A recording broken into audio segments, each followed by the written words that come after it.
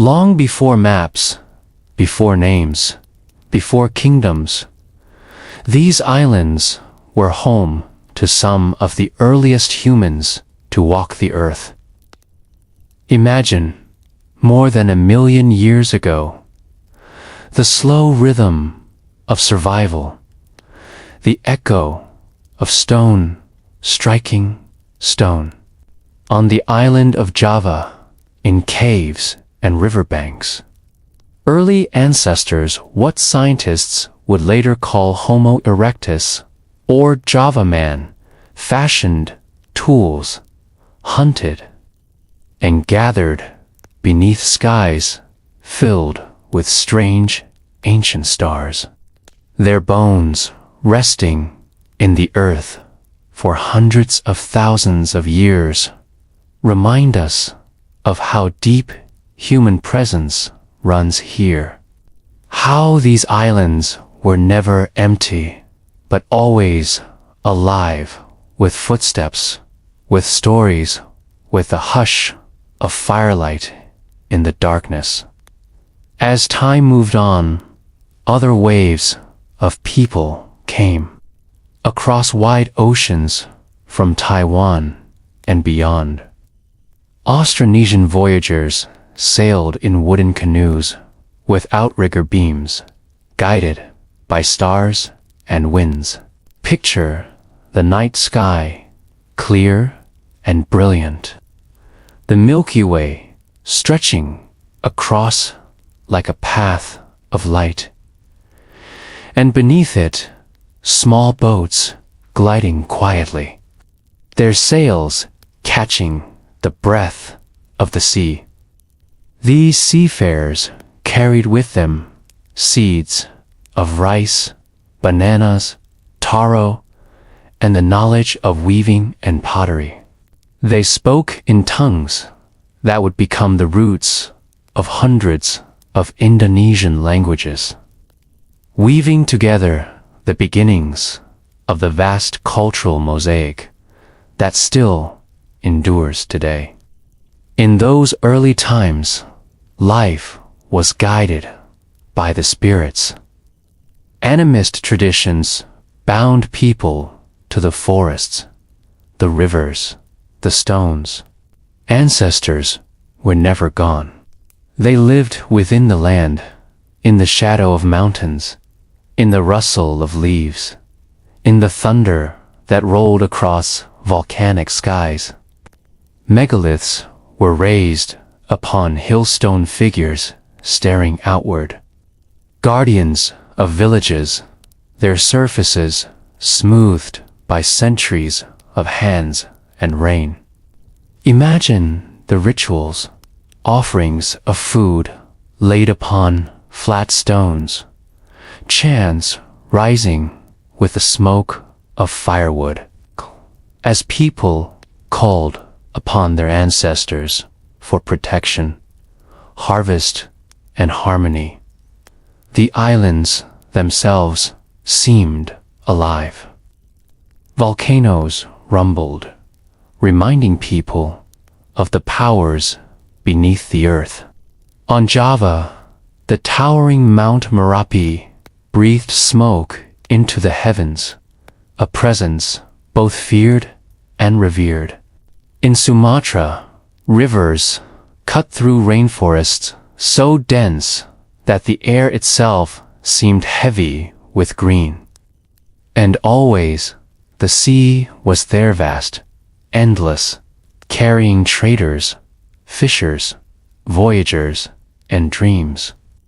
By the first centuries of the Common Era, these islands were not isolated, but connected by routes of trade stretching across the Indian Ocean.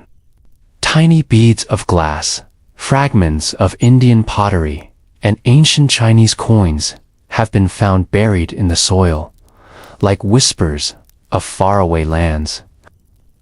Ships from India and China drifted into Indonesian harbors, carrying silk, spices, stories, and faiths. Slowly, gently, new beliefs flowed into the islands like rivers meeting the sea. One of the earliest kingdoms we know of was Kutai in Kalimantan, on the lush island of Borneo. Its rulers, in the 4th century, carved inscriptions into stone pillars written in Sanskrit, the first written records of the archipelago. Imagine the chisel striking rock, the letters forming sacred hymns praising Hindu gods. Kutai's kings performed rituals of sacrifice upon riverbanks, pouring offerings to the gods, their reflections shimmering in the slow waters of the Mahakam River. Not far away, in West Java, another kingdom arose, Tarum Nagara. Its rulers left stone inscriptions describing irrigation projects, the taming of rivers to feed fields of rice. Here, too, Hinduism had spread, blending with local beliefs, creating a harmony of rituals both foreign and familiar. Kings were seen as protectors of the people, mediators between the human and the divine. While in villages, ordinary folk still gathered under banyan trees to whisper prayers to their ancestors. Across the islands, a pattern began to take shape. Small chiefdoms and early states flourished wherever trade routes touched the shores. Indian epics like the Ramayana and Mahabharata were retold in local tongues. Adapted into shadow puppet playsway, leather figures danced upon backlit screens. Their movements slow and deliberate, their voices carrying lessons of duty, courage, and love. Even in these early centuries, Indonesia was not just a receiver of culture, but a creator reshaping foreign stories into something uniquely its own. As soft as the flicker of a torch and as enduring as stone. Life in these early kingdoms was filled with the sounds of rice pounding in wooden mortar, the splash of fishermen casting nets, the call of traders arriving at markets heavy with pepper, cloves, nutmeg, and fragrant resins. Women wove fabrics from cotton and bark, dyed in earthy reds and deep blues. Children played near rivers, their laughter echoing with the calls of birds and cicadas.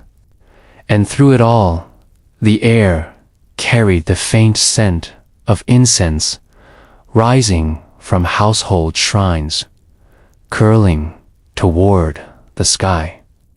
These beginning stone pillars, sacred chants, flickering puppet shows were the first layers of Indonesia's story. Yet greater kingdoms, grander empires awaited just beyond the horizon of time. Soon, on the island of Sumatra, a power would rise that would dominate seas and shape the destiny of the region. The great maritime empire of Sriwijaya.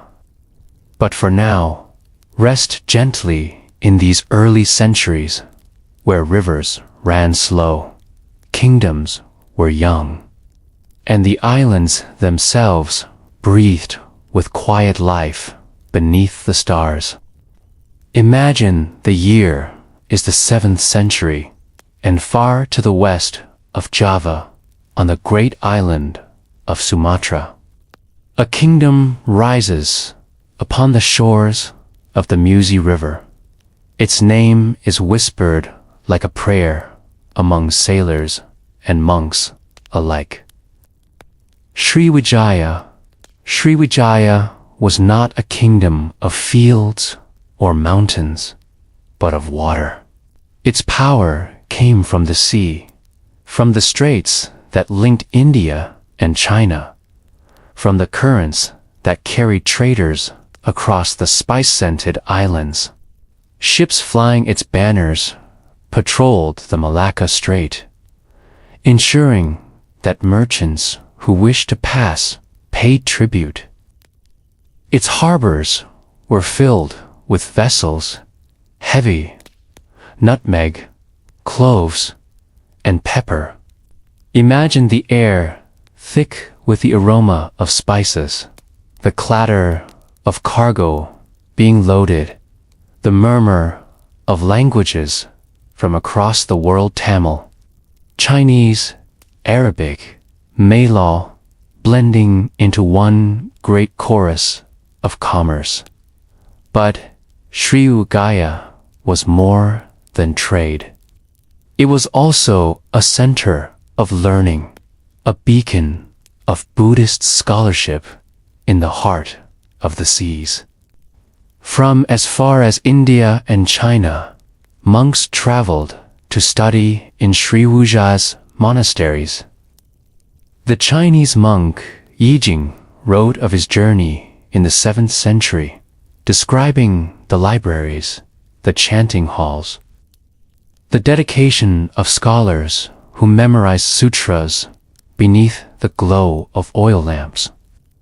Imagine rows of monks in saffron robes, sitting cross-legged upon woven mats, their voices rising and falling like waves as they recited ancient texts, their minds reaching beyond the archipelago into the vast universe of compassion and enlightenment.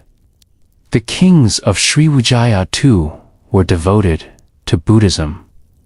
They built stupas, offered gifts to temples in faraway India, and saw themselves as protectors of the faith. The empire's ships did not only carry spices and gold, but also palm leaf manuscripts, statues of the Buddha, and the gentle spread of ideas. In this way, Sriwijaya became a spiritual as well as economic hub, crossroads, where body and soul alike were nourished. And yet, as all empires must, Sriwijaya faced challenges. Rivals arose across the seas. In Java, powerful kingdoms like Mataram eyed the trade routes hungrily. Raids struck Sriwijaya's ports, and the empire's ships clashed with foreign sails. Still, for centuries, Sriwijaya endured, its name echoing in inscriptions, its influence felt across the Malay world. Even after decline in the 13th century, its memory lingered in an empire of the sea, a realm where trade and faith intertwined beneath the tropical sun. From Sumatra, we turn eastward again, across the Java Sea, where forests give way to rice terraces, and rivers carve the land with quiet persistence. Here, upon fertile plains shadowed by volcanoes, another great power rose, the Majapahit Empire. Majapahit's story begins in the late 13th century. Founded a kingdom in East Java, the empire that grew from its lineage became one of the most celebrated in Southeast Asian history. Its capital, Trulun, was said to be vast and filled with red brick walls, gates, gardens, and pavilions where courtiers and scholars walked. Imagine narrow canals flowing through the city, carrying water to orchards of fruit trees where birds sang amid mangoes and tamarinds. The clang of gamelan instruments drifted through palace halls, their metallic tones hypnotic, slow, and shimmering. One of the most famous figures of Majapahit was the Prime Minister Gajah Mada. In the 14th century, he declared a sacred oath, Sumpah Palapa, that he would not taste spice until he had united all the islands of Nusantara under Majapahit's rule. With strategy and determination, the empire expanded, extending influence across Sumatra, Borneo, Sulawesi, the Maluku Islands, and even into the Philippines.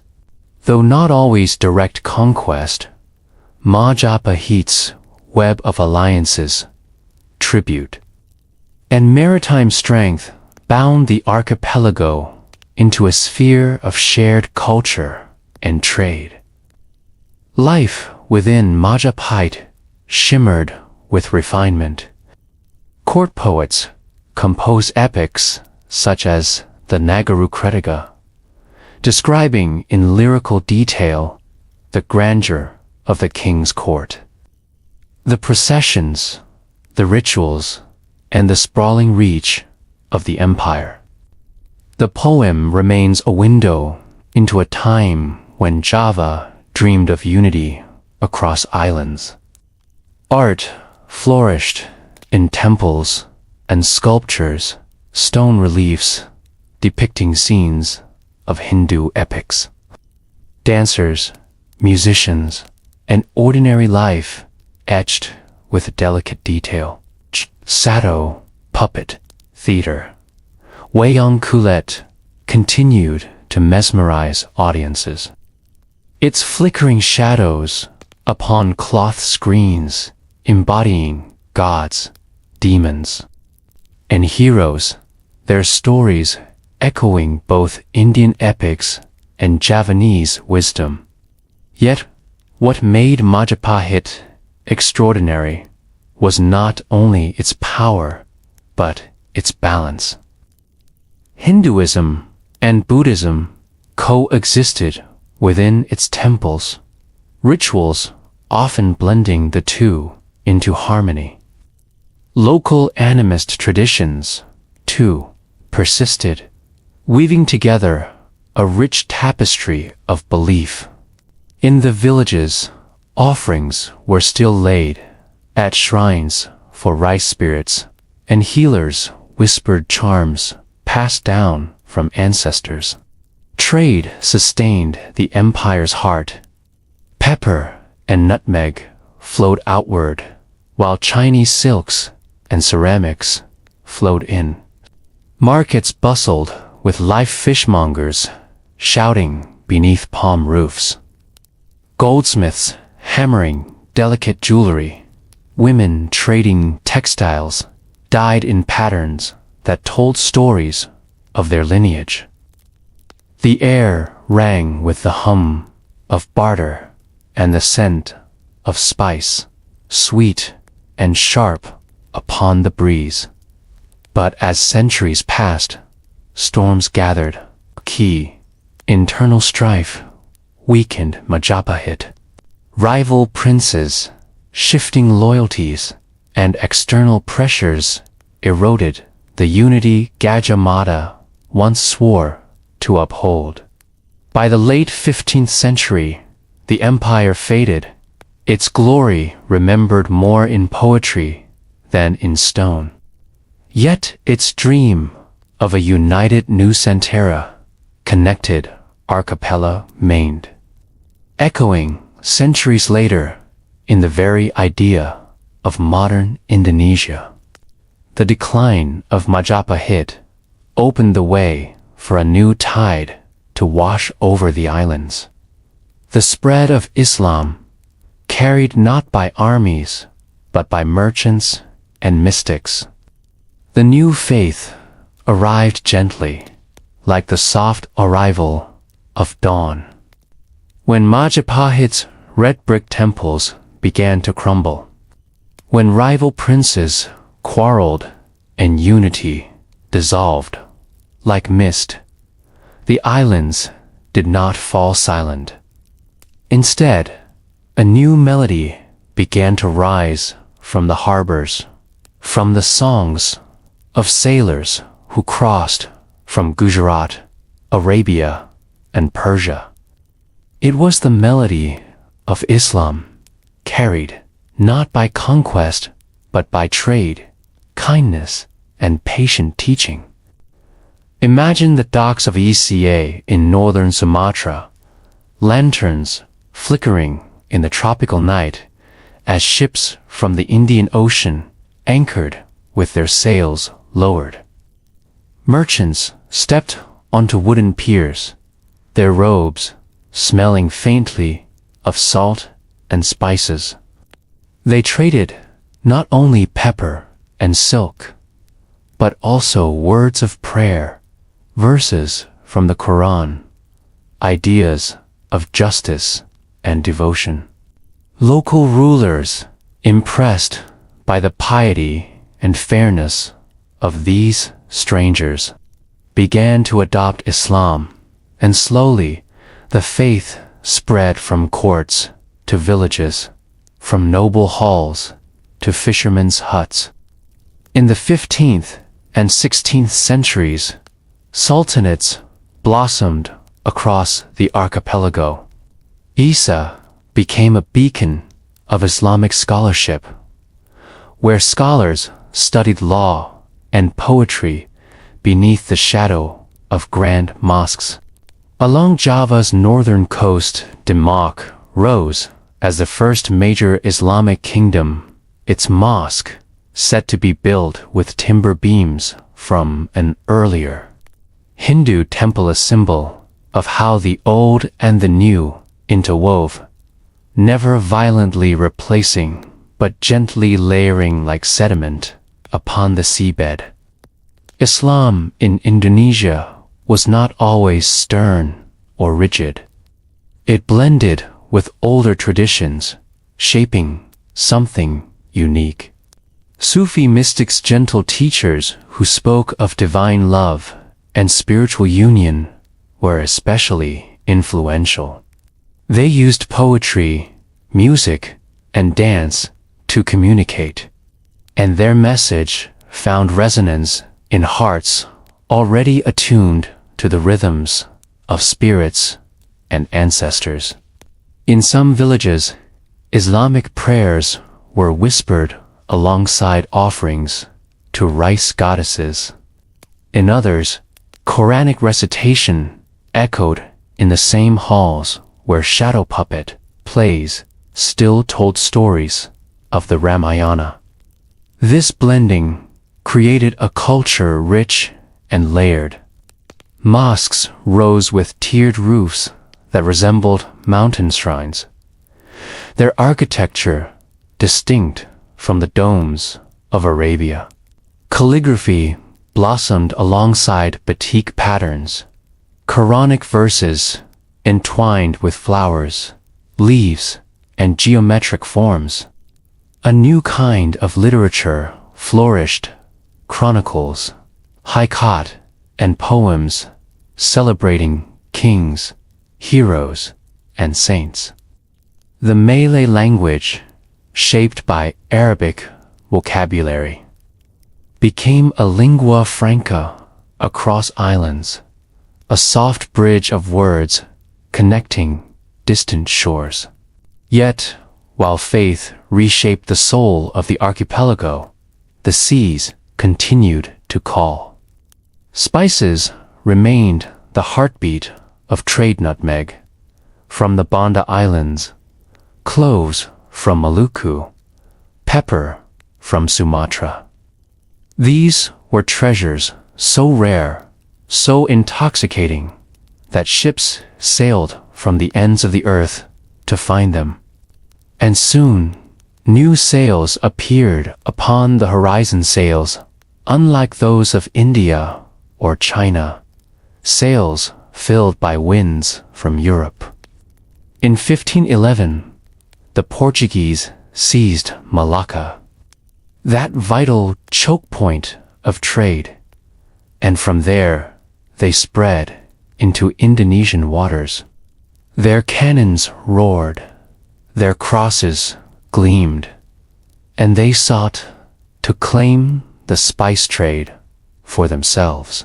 In Maluku, they built forts, striking bargains, and waging battles with local sultans. But the Portuguese were only the first wave. After them came the Dutch, determined, organized, relentless. The Dutch East India Company, the VOC, arrived in the early 17th century, with their headquarters established in Batavia, today's Jakarta. They spread their influence across the islands. Their goal was not faith, but monopoly. They seized spice islands, burned trees to control supply, and forced local rulers into treaties. Imagine the silence of an orchard in Banda after Dutch soldiers destroyed its branches smoldering. The air heavy with the sharp scent of nutmeg. Trees that had stood for centuries cut down in a single campaign. Yet even under the shadow of foreign sails, life in the villages continued with resilience. Fishermen still cast nets at dawn. Women still painted wax upon cloth to craft batik. Farmers still bent beneath the sun to tend their fields of rice. Traditions did not vanish. They wove themselves into survival, enduring quietly beneath the weight of empire. As the centuries rolled on, Dutch control tightened, shifting from company to crown. By the 19th century, Indonesia was formally a colony of the Netherlands. The cultivation system forced farmers to grow export crops, coffee, sugar, indigo delivered to European markets. Railways crept across Java, steamships cut through the seas, telegraph wires whispered across distances. To some, these were signs of progress. To many, they were chains binding the islands to foreign profit, while villagers endured poverty and famine. But beneath the surface, a fire was kindling. Local uprisings erupted. Heroes like Prince Diponegoro in Java waged wars of resistance, leading thousands in defiance. Though suppressed, these struggles carved legends that would later inspire the nation. Schools were built, and in them, a new generation of Indonesians learned not only Dutch lessons, but also the seeds of nationalism. By the early 20th century, organizations emerged: the Islamic Union, Budi Utomo, and later, youth groups that dreamed of unity across islands. The idea of Indonesia began to take shape: not just Java, not just Sumatra, but the whole archipelago, bound by a shared vision. Picture a gathering of young students in 1928. Their voices hushed but steady as they made the youth pledge: one nation, one people, one language in Asia. Outside, the colonial world still loomed, but within those words, a future glimmered like starlight. And then came a storm more violent than any before. The Second World War. The year was 1942. The Second World War had spread like a storm across oceans, and in its path came the Japanese Empire, swift, disciplined, and merciless. Japanese troops swept into the Dutch East Indies, overpowering the colonial rulers who had seemed immovable for centuries. For the first time, the Dutch Empire crumbled before the eyes of the people, and the archipelago entered a new and harrowing chapter. Life under Japanese occupation was harsh. Imagine villages where men were taken away as forced laborers, sent to build roads, railways, and airfields under the scorching tropical sun. They were called Romusha, and countless never returned. Families wept quietly at night, unsure if their sons or fathers would ever come home. Food was scarce, rice replaced with cassava or sweet potatoes, hunger gnawing at bellies. The once bustling markets grew thin, their shelves bare. The air filled more with silence than the chatter of trade.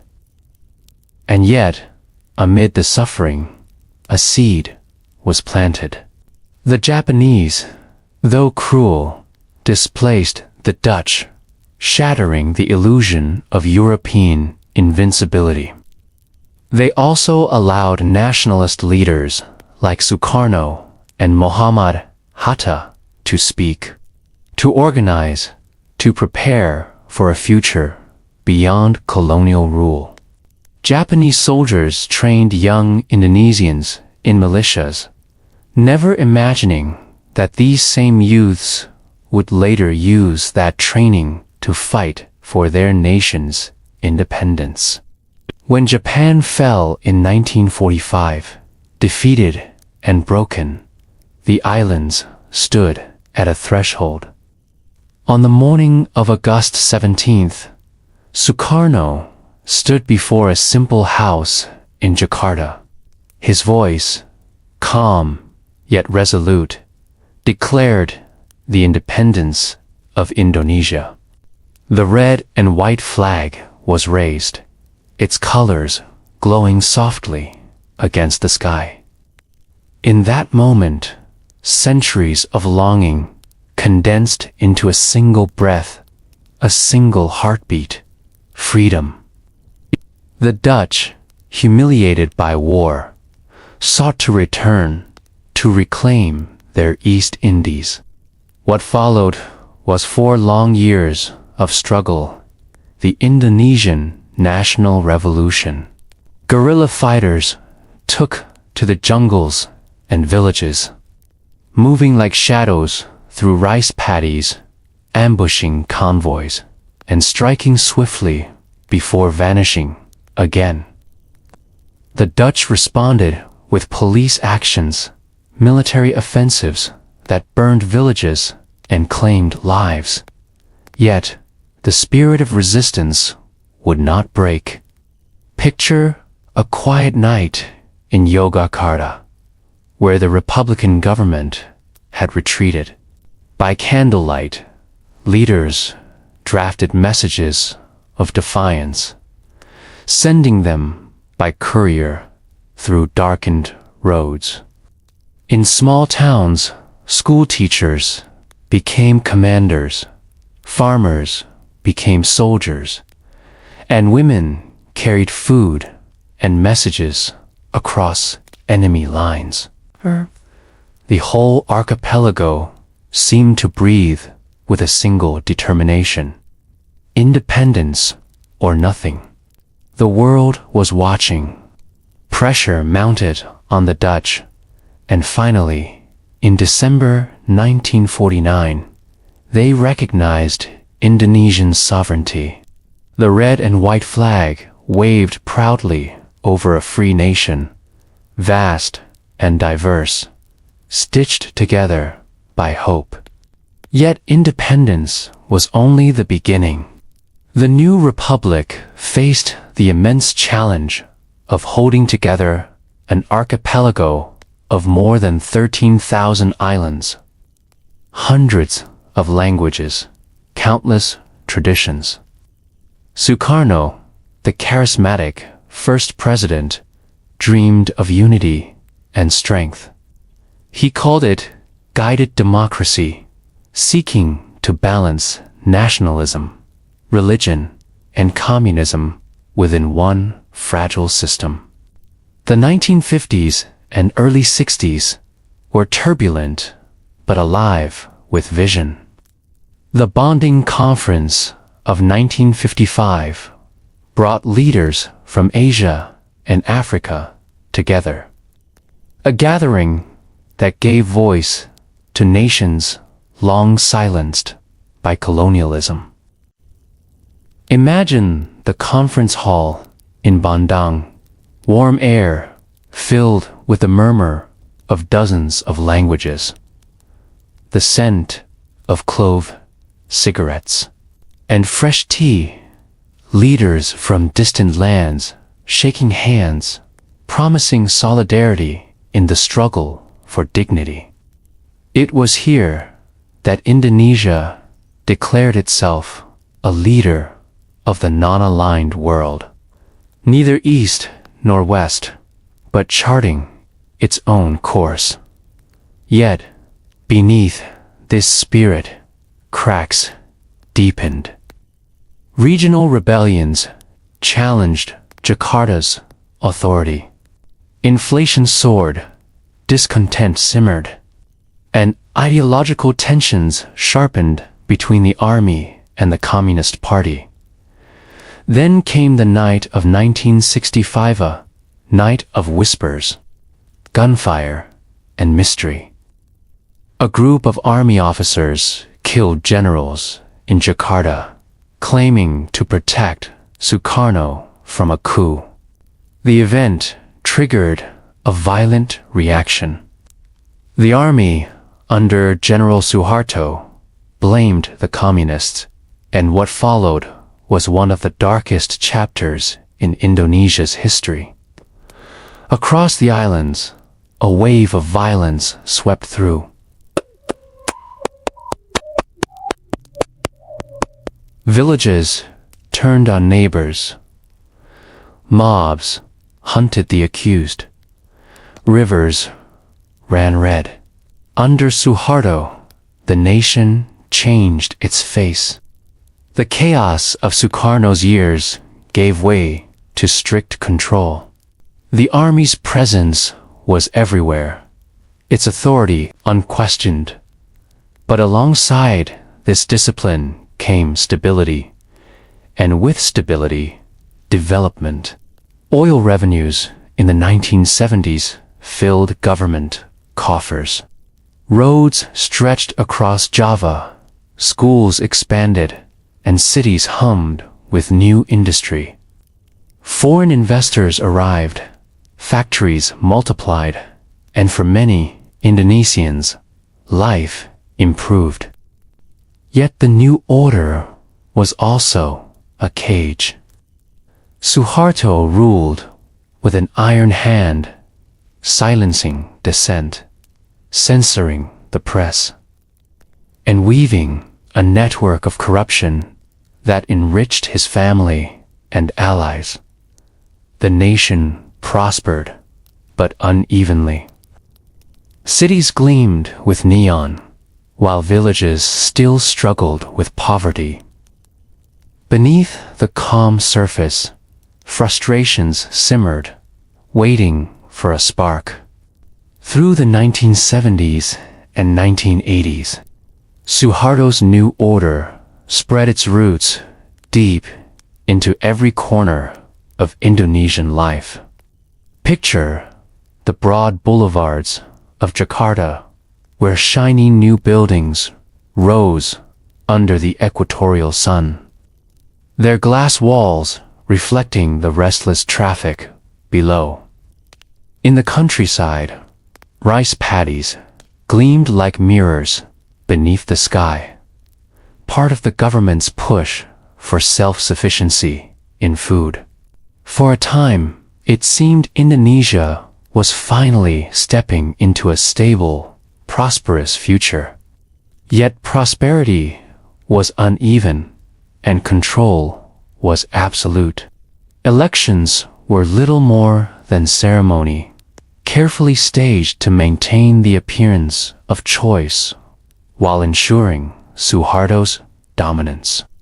Newspapers carried only safe words, their editors cautious under the ever-watchful gaze of the regime.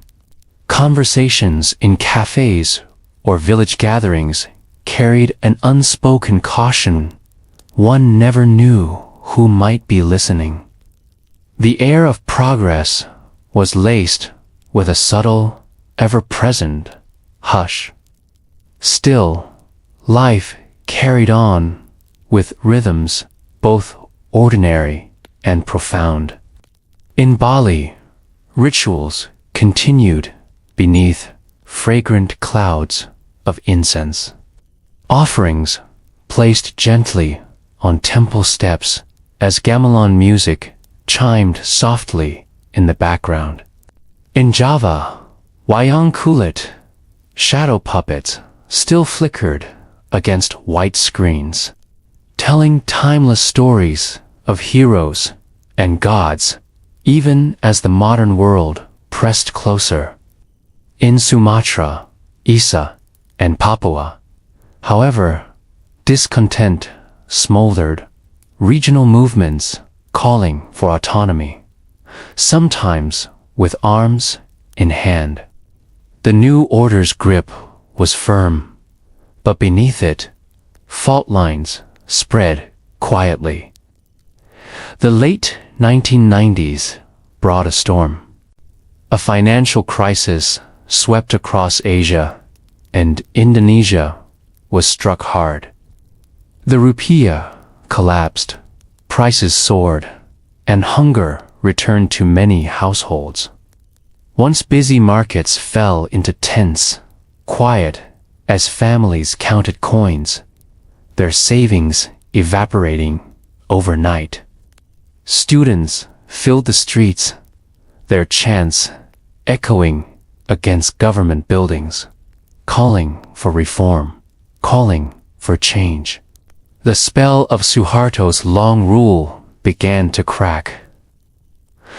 After more than 3 decades in power, Suharto stepped down.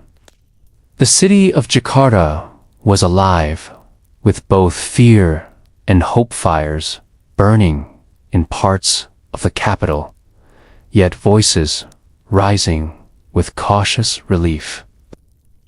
The era of the new order ended, and the age of Reformasi began.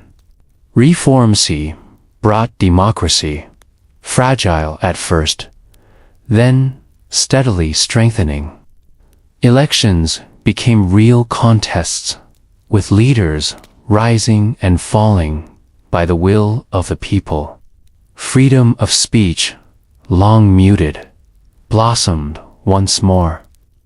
Newspapers and television debated politics openly, and students continued to speak, their voices no longer silenced.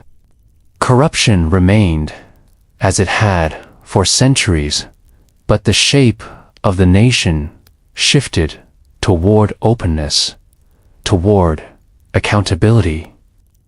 Through the 2000s, Indonesia rebuilt itself as the 3rd largest democracy in the world. Leaders like Abdurrahman Wahid, Megawati, Sukarno Putri, Susilo, Bambang Yudhoyono, and later Joko Widodo, each guided the republic through challenges: terrorism, natural disasters, economic recovery. The tsunami of 2004 devastated Isai, claiming hundreds of thousands of lives, yet also brought peace as years of conflict gave way to reconciliation under the weight of shared grief. Indonesia's diversity became both its challenge and its strength. On the islands of Sulawesi and Maluku, intercommunal violence tested the bonds of unity, but also inspired new efforts at dialogue. In Papua, demands for independence continued, while in Java and Sumatra, rapid growth transformed cities into crowded engines of industry and trade. Amid it all, the old spirit of resilience endured, the same strength that had carried the archipelago through centuries of storm. By the 2010s, Indonesia stood as a rising force in Southeast Asia. Its economy grew, powered by natural resources, manufacturing, and a youthful population eager for opportunity. Skyscrapers pierced the skyline of Jakarta, while smartphones lit up the nights of villages once touched only by oil lamps. The hum of progress spread like a low, steady chant across the islands. Yet challenges remained. Inequality lingered, corruption persisted, and the environment bore heavy scars. The great forests of Kalimantan and Sumatra shrank beneath the push of plantations. The haze of burning land drifted across borders, a reminder of fragile balance between growth and nature. Seas rose, storms grew stronger, and Jakarta itself began to sink beneath its own weight, its future uncertain on the shifting ground. And still, the spirit of Indonesia carried on, a blend of resilience and hope. In the quiet corners of the islands, life retained its gentle rhythms. Fishermen casting nets at dawn, children reciting lessons in crowded classrooms, prayers rising from mosques at dusk, temple bells ringing softly in the tropic air. The archipelago's story was not just of rulers and revolutions, but of countless small lives, each thread woven into the vast fabric of a nation.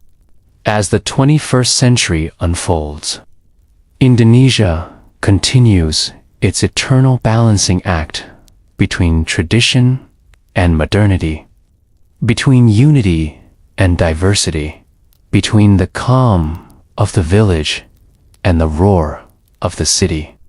It remains a land of many voices, yet one spirit carried on the winds that move between mountains, jungles, and seas. The red and white flag still waves as it did on that morning of 1945. Its colors whispering across time, courage and purity, blood and spirit. Beneath its folds, more than 270 million people breathe as one nation, vast yet bound, fragile yet enduring. And as the world watches, Indonesia's story, so ancient, so complex, so human, continues to unfold. Like the gentle turning of pages in a book that has no end.